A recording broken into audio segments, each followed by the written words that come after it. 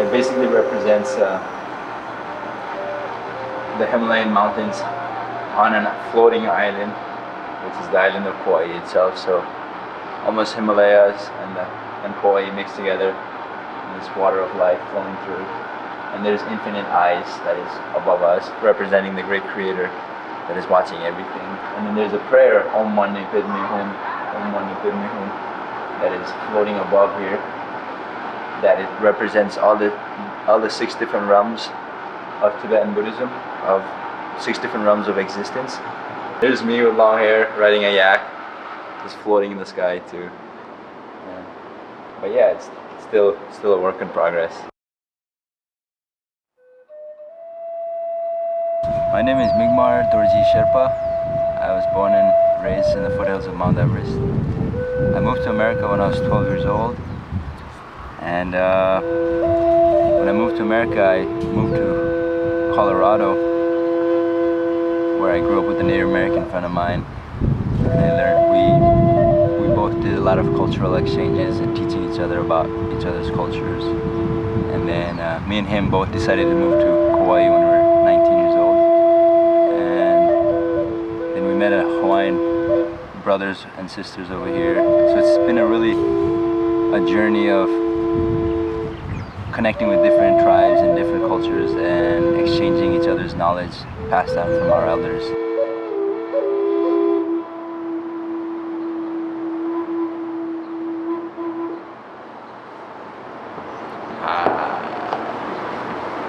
Yeah, she loves listening to this.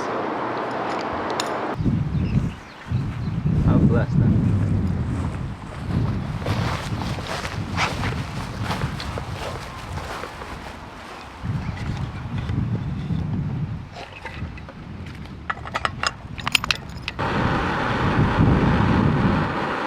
So what I'm doing here is heating up this metal rod right here so I can burn some holes on the flutes.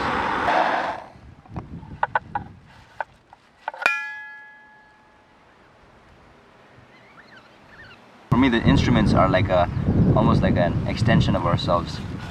So you can use the instruments to make different sounds and vibrations. And you're basically using the instruments to manifest your world in front of you or whatever you want to create. I've personally done it myself, yeah. I had a house that burned down about 9 months ago. I was in a kind of like a sad phase in my life. My house was burned down and all these things was happening. And so I just sat in my house and I banged a flute and a drum together, yeah. Just banging it together, singing songs, yeah. And then I told myself, I was like, I want to shop. I want to put this somewhere else. I want to put my instrument somewhere. And then at the end of the day, I had a shop. I went on Craigslist, and all of a sudden, the shop that I always wanted was there for me.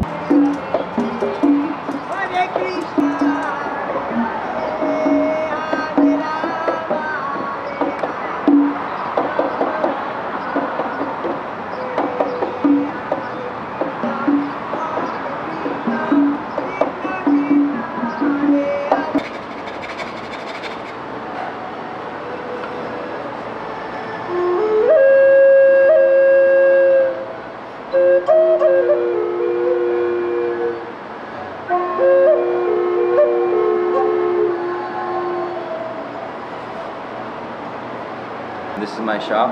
It's called Eyeland Spirits.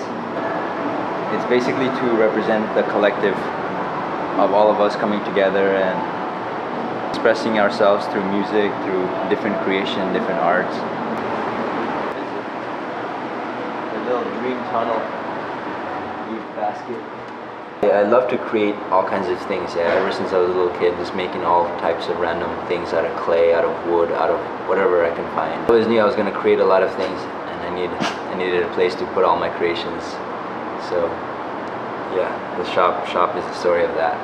The bigger visions of the shop is cultural preservation, is preserving different indigenous cultures from different parts of the world. Like tonight, we have a Hawaiian language class going on tonight. We have like a frame drum class on Sundays, and we're gonna have different hula classes. And every Sunday, we also have like a Hawaiian restoration project that we we go and teach people how to grow the native plants and how we make our modern day Hawaiian village. If we don't stoke the fire, you know, the fire is gonna go out. So basically stoking the fire of simplicity, of the ancient ways. Right now we live in a time of such complexity, you know, with this technology and with our phones. So basically what I want to express to the world is the sacredness of creating things with your hands and growing things with your hands, and just the simple things that we overlook in our day-to-day life, the mundane stuff, seeing the magic that exists in the mundane.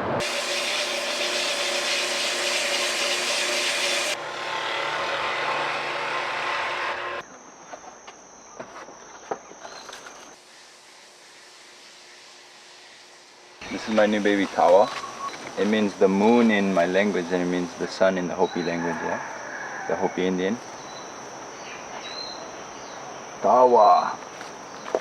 And this is Luna. Dad had 11 horses and my mom had 2. But this was in the village back home in the Himalayas. So I grew up with a lot of animals, a lot of buffaloes and horses and yaks, and yeah, like for me these are like one of the highest vibrational beings, yeah. I mean, they're raw vegan. They're eating grass all the time, eating light all the time. And so they're such light beings. And one thing I always say about horses too, like if we see dragons and unicorns and fairies flying around every day, it's like it doesn't become magical anymore, you know? It just becomes something normal and something that we see every day.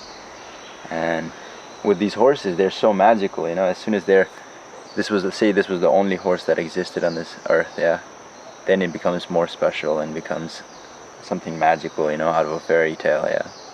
But when it's right in front of your face, it's like, oh, whatever, it's normal, you know. So I feel like humans, we kind of normalize everything, you know, even trees, we take everything for granted. I feel like that's life, you know. You're always remembering things and you're forgetting things, and you're remembering things and remembering who you are and what you're here to do, and then falling in your path and getting back up and then going on a ride again, you know. And so just, yeah, always kind of just remembering and reminding myself, and yeah, just it's definitely can be hard to see the magic sometimes when you live in such a society or in the city or whatnot, but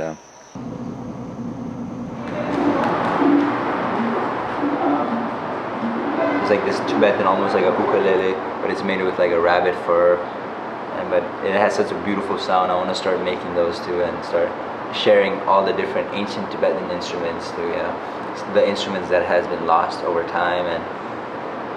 And right now I'm in the process of just creating these instruments over and over again until I create instruments that doesn't even exist yet. And I don't know what that is going to be yet, but it's just one of my goals to do, just create sounds and instruments that no one even has ever even heard of. And yeah, like the bigger goal of the shop is also to, it's always about giving back, you know. You can only keep as much as you can give, and I'd love to go back to my homeland in the Himalayas and build like different schools in the villages and different monasteries, and create a space over there where we can preserve our own culture too, yeah. Yeah, that's one of my biggest goals, is to go back home. It's the time of this melting pot, yeah, all these different flavors and different colors and different instruments all coming together, yeah. And there's also different prophecies that has been written about this time where we're supposed to all come back together and share each other our teachings from different lands and different parts of the world to better understand ourselves and to better understand what this reality is.